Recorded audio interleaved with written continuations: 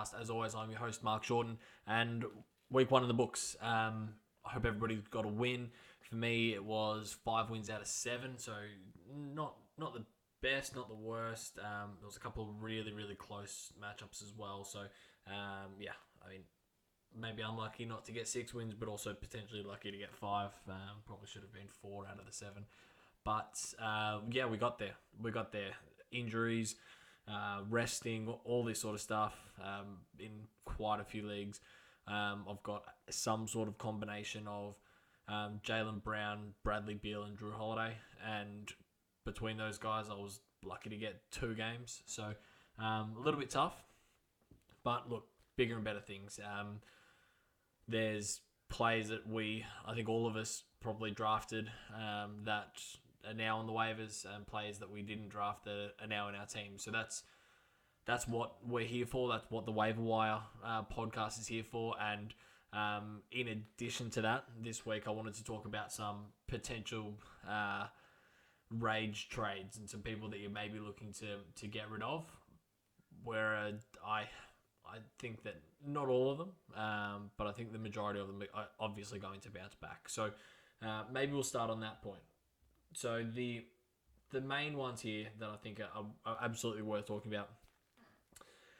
Thad Young is probably the top one. I have had a lot of people message me and say, hey, what are we going to do about Thad Young? He's not in the rotation. I think he's played 9 minutes out of the 3 games. He was drafted ADP of 103 on ESPN, and he just... And I think he was going before most of the drafts at around 90, which is just ridiculous. I was never high on him. I didn't know why people were high on him. I do think it was in part because he had a really good season with, I think it was Chicago last year, where he was able to kind of get some uncharacteristic assists. He's always been able to stretch the floor and be able to get a couple of steals and the cheeky block.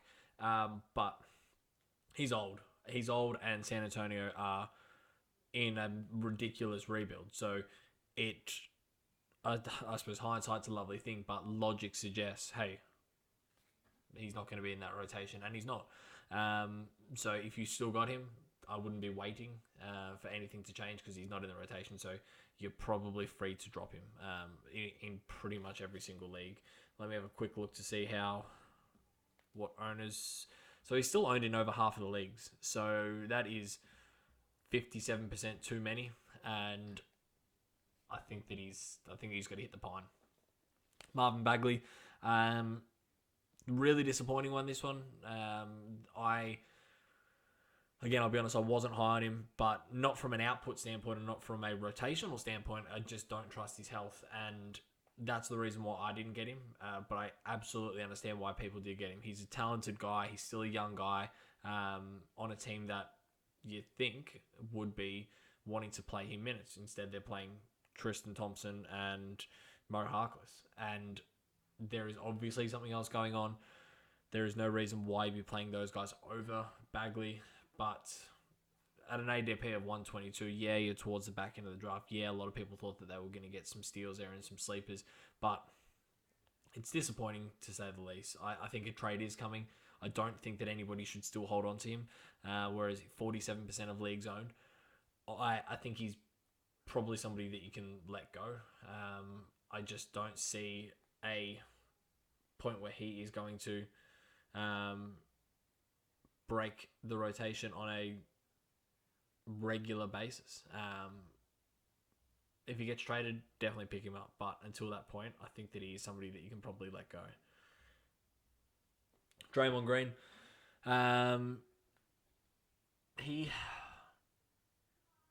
Overall, I think he's been okay. Where I think managers, and to be fair, where he gets a lot of his value is the combination of obviously the assists, the boards, or getting close to a triple-double, as well as getting 1.5 steals, 1.5 blocks. So far this season, he has not done that. I don't think he's got a block. I think he's maybe got 2 steals in 3 games, and maybe that's coming. But there is also an element of he's getting old. He's not as quick as he used to be, and he's going to get himself into spots, and he's still a tenacious defender, but is he going to hit that value? I would like to think that he is going to hit that value. He was drafted at an ADP of 54. If you've got him, I wouldn't be selling him cheap. I wouldn't be getting rid of him cheap. I certainly wouldn't be dropping. But on the flip side, if you are a Draymond Green fan and you are building a team that needs assists, maybe you should target him. Maybe you should lowball him and see if you can get him cheap. So Draymond Green is definitely somebody I think is going to bounce back. Bam Adebayo. I love Bam. I was a little hesitant coming into the year because obviously they've got Jimmy Butler, who's a ball-dominant guy and can distribute. Brought in Kyle Lowry. They've still got the rest of their team. And the biggest concern I had was Bam he's going to get his 10 rebounds a night. He's going to get himself close to 20 points a night on good percentages from both the field and from the line. But last year, he didn't take the leap that I was hoping and that many of us were hoping in the defensive end. He was still floating around the 0.8, 0.9 steals, 0.8, 0.9 blocks, where he's obviously a really good defender, but that hasn't translated into the 1.5s steals and blocks. And the concern that I had coming into this year was, hey, if he didn't make the leap last year, is he going to make the leap this year? Plus, they've got another ball handler in Kyle Lowry, so is he going to get his assists?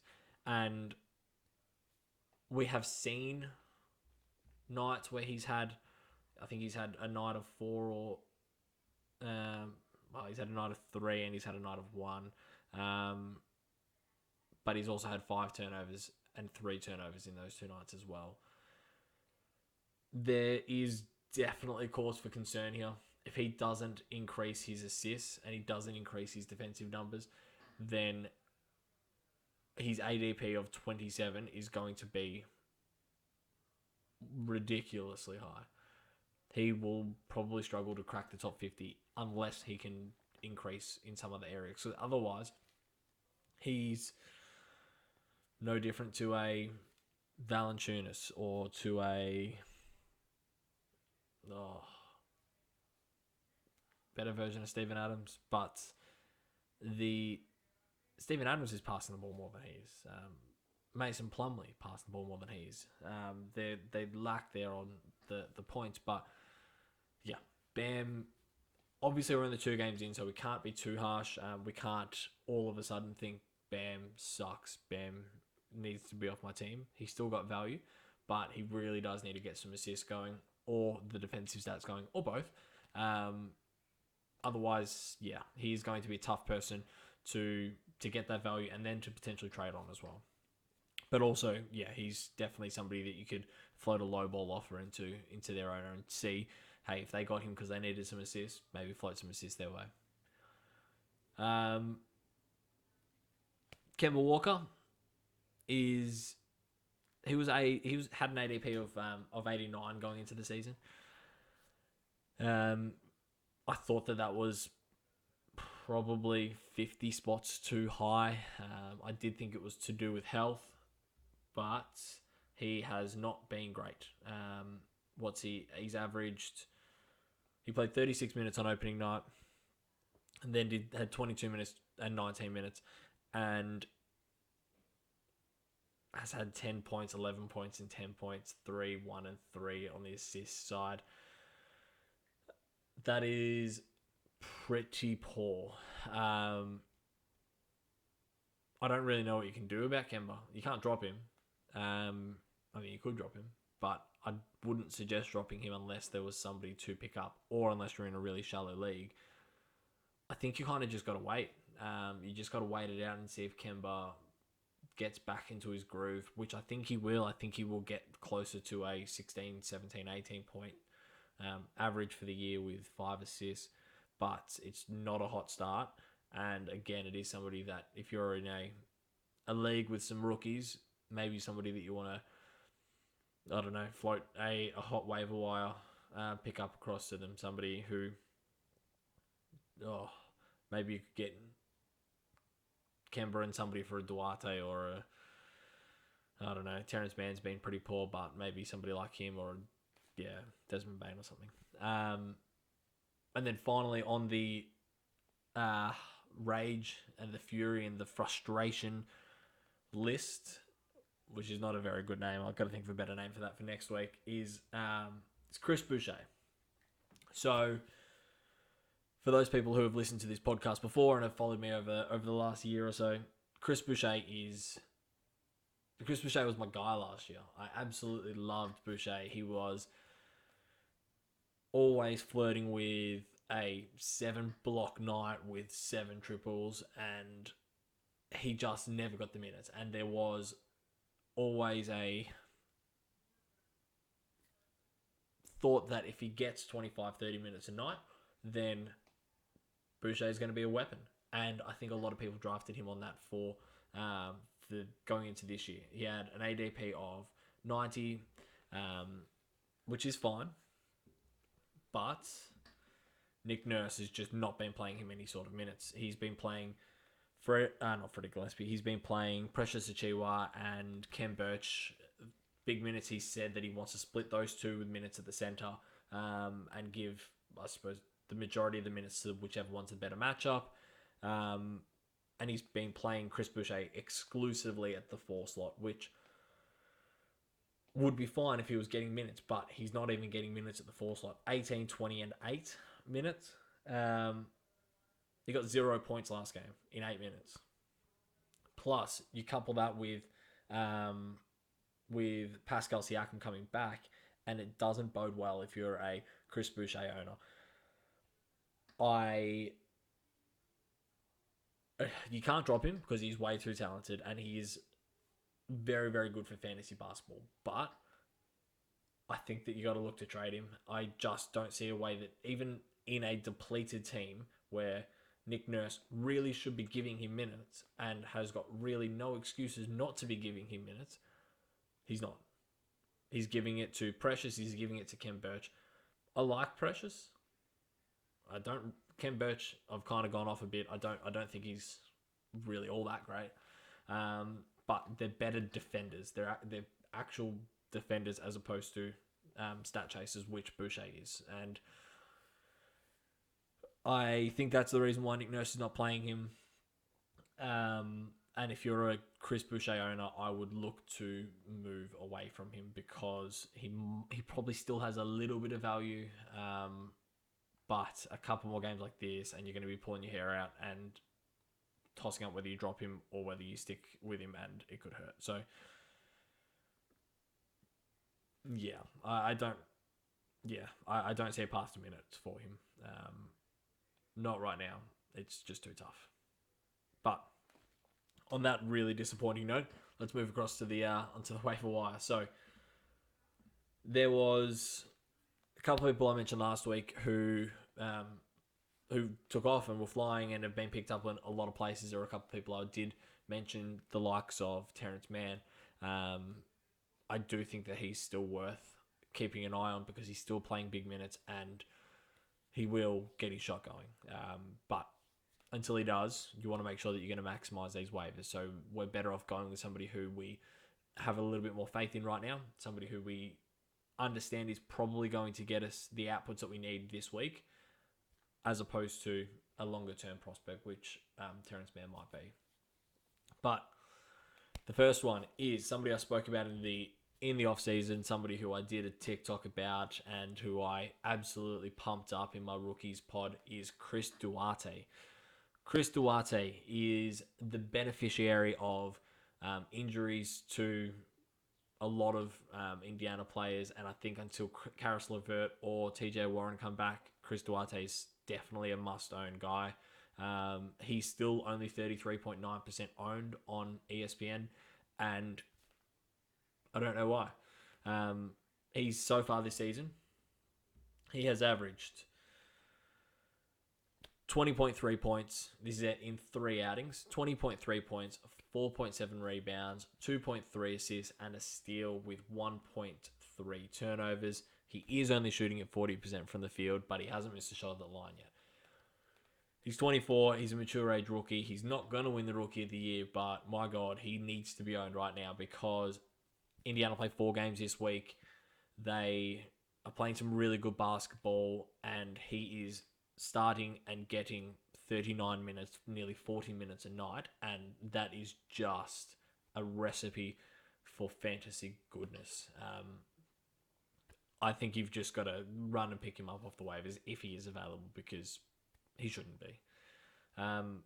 Second guy on this list is...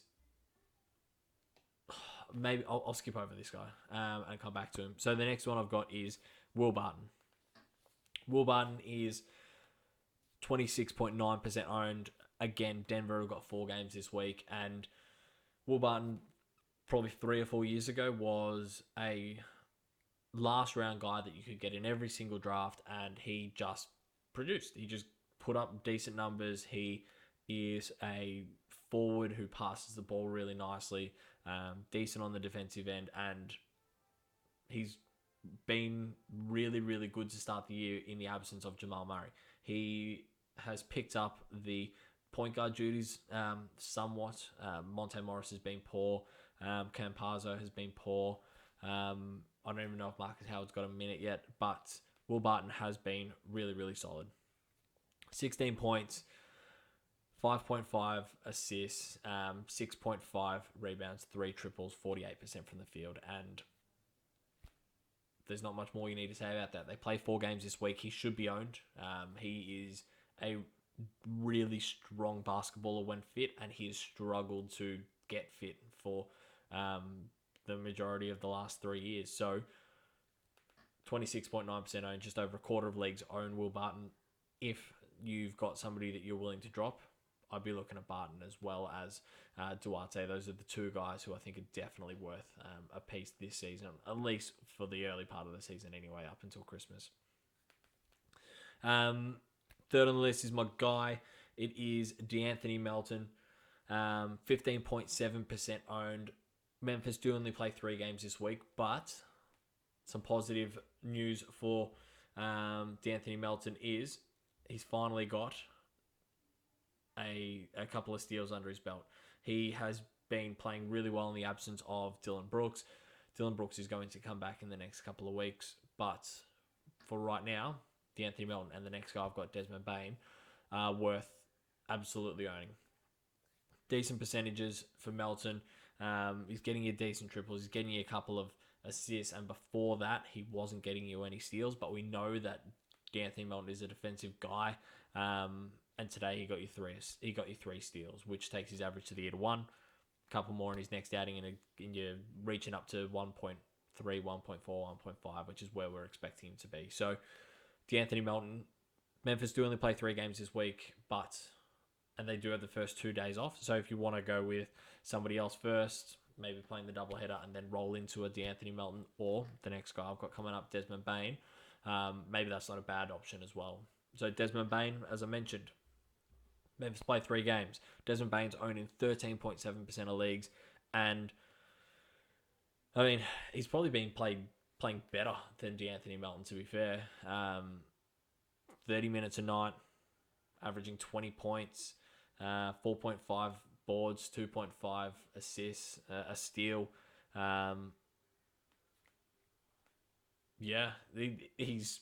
He's playing really good. He's a really good defender as well. I didn't see him too much of him last year, but he's a really good defender. So I would love it if Memphis shipped away Dylan Brooks and just kept Desmond Bane and DeAnthony Melton, because I think both of those guys are definitely worth a look in if you've got a spare guard spot and you want to get somebody for the next couple of weeks while the minutes are still high. Either Desmond Bane or DeAnthony Melton, couldn't argue with either. And then finally, for the last of the waivers, we've got a guy who I mentioned before, Precious Achiuwa. 6.5% owned in ESPN leagues. He is playing 26 minutes a night. Sometimes that is going to drop down. He might only play 20 minutes a night, and Birch will play the other 28. But Precious is somebody that you need to have if you need some rebounds, and he's power forward eligible, so you're not going to take out one of the center slots as well, because I know a lot of leagues have got max center slots. So he's got the trust of the coach. He's averaging 10 points and nearly 12 rebounds. He going to get you a steal a night, doesn't turn the ball over. he's definitely somebody that you should be looking at if you've got a team that you're struggling to win boards, but you've got your max center slots and you don't know who to grab. Precious is the guy that you want to grab because he could go for 15 and 9 with a low side of 8. So I think that he is definitely somebody worth monitoring this week. I think they've got 4 games as well, so he's definitely somebody that you want to put onto your radar to pick up because, he's going to get the minutes, and minutes, as we know, equate to fantasy value. So, Chris Duarte, Will Barton, D'Anthony Melton, Desmond Bane, Precious Achiuwa. Those are the 5 guys that I'm recommending this week for the waiver wire, or to grab off the waiver wire. Feel free to drop Marvin Bagley. Feel free to drop Thad Young if you've got them. Those guys who are just, you've been holding on to for a little bit. We've seen enough out of these other guys to warrant spots. So feel free to make the call. Go big or go home. You want to make sure that if you lose a week or you win a week, that you've got your destiny in your hands. So make those calls. Otherwise, again, join me on Insta, join me on TikTok, join me on Twitter. If you're new here, please click the button and subscribe. But otherwise, don't forget to rate and subscribe. See you next week.